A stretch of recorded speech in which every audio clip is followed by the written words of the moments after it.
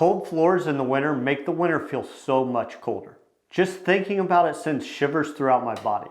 Stay tuned to find out what you should be doing about sagging insulation in your crawl space.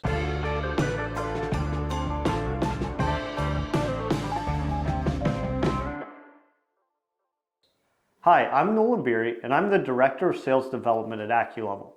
Sagging could be contributing to your cold floors in your home. In this video, I'll explain how your insulation could be causing cold floors in your home and what you can do about them. Before we go any further, please give us a thumbs up and ring that bell. Let's get started. If you have the typical fiberglass insulation, whether that's just stuffed up against your baseboard or throughout the entire underbody of your floor joist or your subfloor, you want to replace that with something else, something closer to a closed cell spray foam. Now, if you don't plan on replacing it at all, you don't want to take out that insulation. It is doing something. There's just more efficient ways to tackle it. When you have fiberglass insulation underneath the bottom of your entire subfloor, one of the big concerns or problems that we see with fiberglass insulation in crawl space is it works like a sponge. It takes water easily and holds it for a long time. And with that holding it directly against those floor joists and subfloors, you could start to see weakening of the wood structure, so sagging in your floors, and biological growth start to develop.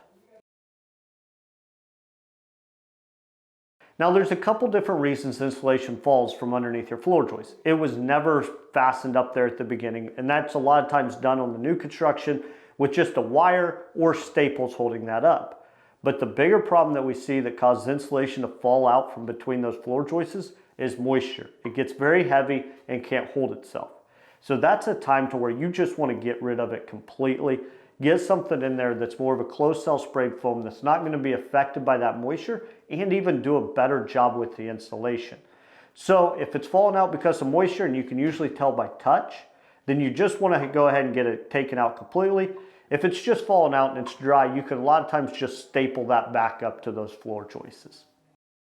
To schedule an appointment with one of our project advisors, give us a call or go to our homepage, AccuLevel.com, and click the Book a Consultation button.